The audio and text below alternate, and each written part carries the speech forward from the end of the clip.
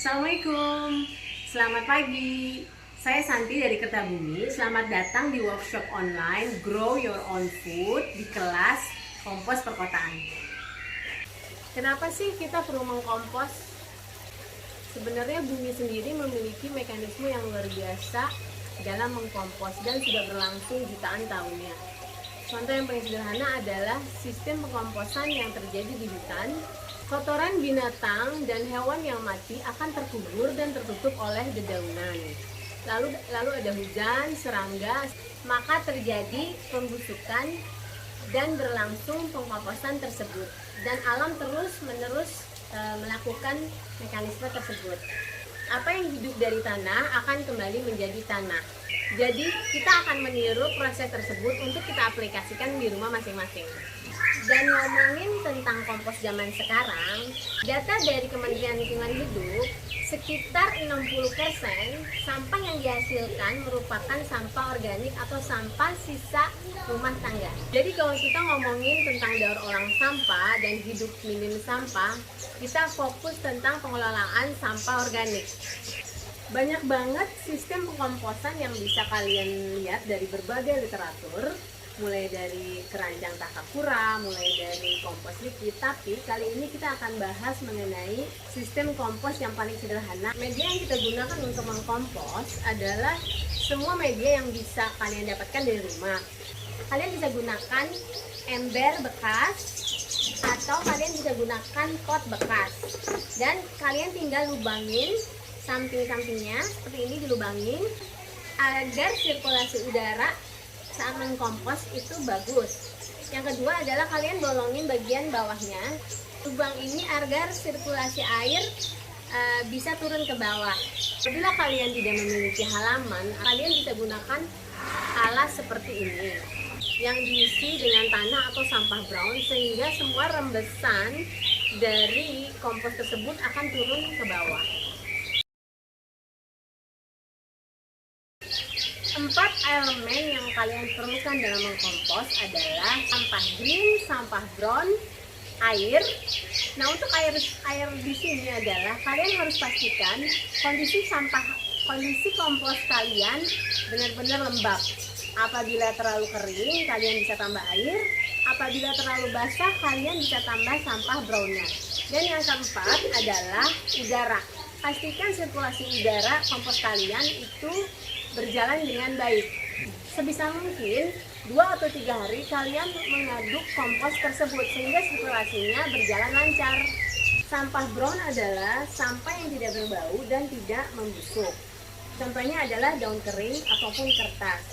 Sampah brown ini mengandung banyak karbon dan merupakan media untuk hidupnya mikroorganisme.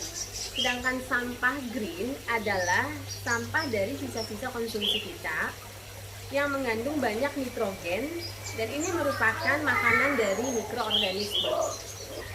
Bicara tentang komposisi kompos, kalian harus selalu memastikan sampah brown selalu berada di paling bawah dan paling atas dengan sistem layering, di mana sampah brown, sampah green, sampah brown, sampah green, dan seterusnya.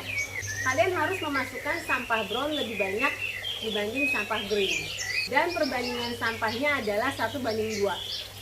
E4 adalah bakteri pengurai. Kalian bisa dapatkan ini di toko-toko tanaman atau toko-toko kimia.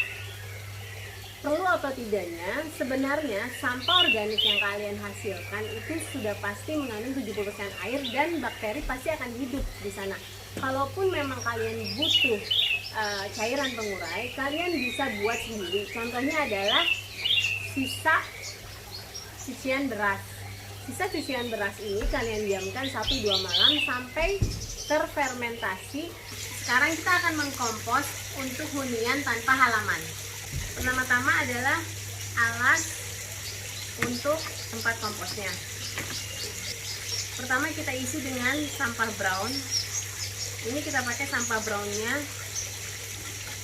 tanah. Dan sekarang layer pertama adalah tetap dengan sampah brown. Atau kalian juga bisa gunakan daun-daun kering. Setelah itu sampah green atau sampah sisa konsumsi kalian. Ingat, semakin kecil sampah yang kalian masukkan, akan semakin cepat proses penguraiannya. Setelah itu selalu ditutup dengan sampah brown agar menghindari serangga ataupun binatang lainnya. Gunakan juga daun-daunan kering. Lalu jangan lupa untuk selalu kalian tutup agar tidak terkena sinar matahari atau terkontaminasi oleh hal-hal lainnya. Seluruh proses akan selesai dalam waktu 3-4 minggu.